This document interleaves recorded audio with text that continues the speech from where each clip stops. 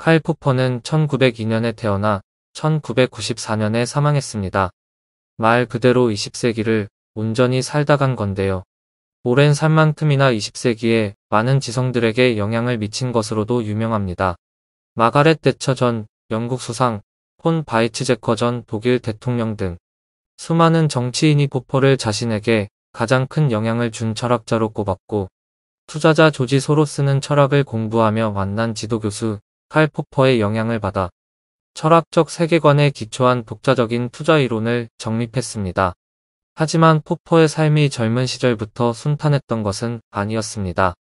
그가 태어난 1902년에 비는 오스트리아 헝가리 제국의 수도였는데요. 아버지는 유대계 변호사로 상당한 부를 가진 사람이었습니다. 하지만 1914년 제1차 세계대전이 일어나고 그의 삶은 크게 요동칩니다. 전쟁으로 인해 빈곤층이 늘어났고 부의 많은 부분을 차지하는 유대인에 대한 증오가 크게 증폭됐기 때문이죠. 게다가 제국이 패전하는 바람에 극심한 인플레이션이 일어났습니다. 아버지의 재산도 하루아침에 사라져 버렸는데요. 결국 포퍼는 고등학교도 채 마치지 못하고 학업을 그만둘 수밖에 없었습니다.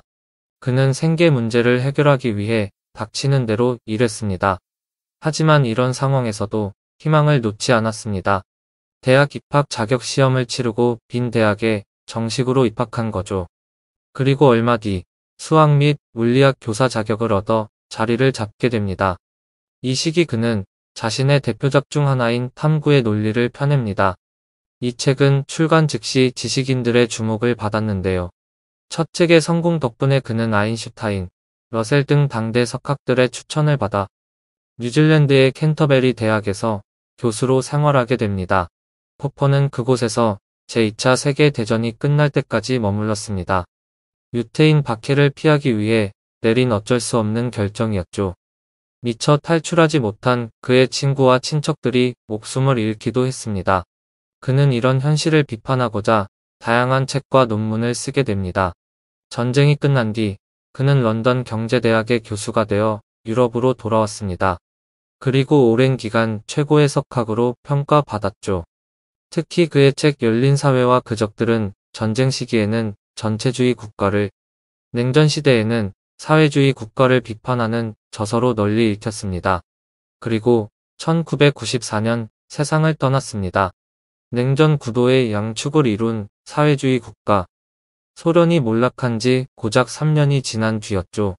자, 그럼 본격적으로 포퍼의 철학을 알아보죠. 포퍼의 철학을 이해하려면 그가 비판한 논리실증주의부터 알 필요가 있습니다. 논리실증주의란 비트겐슈타인의 논리철학 논고에서 영향을 받은 이론입니다. 당대 지성의 집합소로 불린 빈서클에서 시작되었는데요.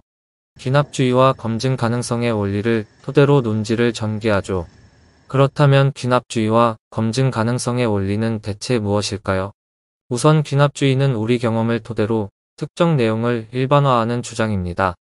가령 그동안 발견된 곰이 모두 갈색털을 가지고 있었다고 생각해보죠. 귀납주의는 이 경우 다음에 관찰될 곰 또한 갈색이라고 가정합니다. 그리고 그 결과가 가정과 동일하면 모든 곰은 갈색이란 결론을 내게 되죠. 아울러 검증 가능성의 원리는 모든 진술은 참 또는 거짓으로 검증이 가능해야 한다는 원칙을 말합니다. 이를 종합해 논리실증주의의 의미를 생각해보죠.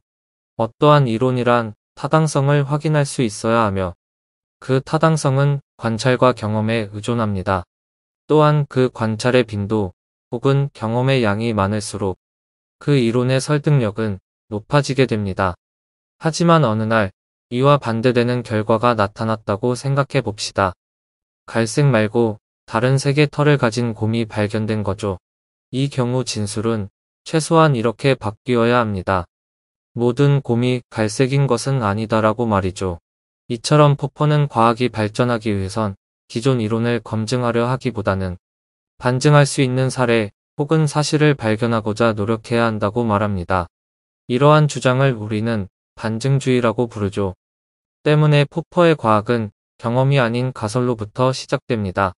만약 어떠한 가설이 관찰을 통해 반증된다면 그 가설은 포기되며 다른 가설이 끊임없이 제안되죠. 그리고 이 과정에서 반증을 견뎌낸 가설이 있다면 그 가설은 가설이 아닌 이론의 지위를 얻게 됩니다. 물론 이렇게 만들어진 이론도 반드시 참이라고 볼 수는 없습니다. 또 다른 가설과 반론이 제기되어 그 지위를 언제라도 잃을 수 있기 때문이죠. 하지만 우린 이러한 과정을 끊임없이 거치며 진리에 더욱 가까워집니다. 이렇듯 가설과 반증을 통해 과학이 성장한다는 관점을 우리는 비판적 합리주의라고 말합니다. 이 관점은 인간 이성의 오류 가능성을 인정한다는 점에서 의의를 찾을 수 있습니다. 포퍼는 인간을 잘난 몇몇 사람 혹은 특정 집단에 의해 계몽되는 존재가 아닌 비판을 허용하고 다양한 반증과 가설을 제시하며 발전하는 존재로 간주한 것이죠. 포퍼의 이론은 파시즘, 마르크스주의 등 하나의 목표 아래 구성원의 희생을 강요한 이들의 폭력에 대항하는 이론으로 각광받았습니다. 하지만 냉전 이후 그의 이론은 다소 낡은 것으로 평가받기도 했습니다.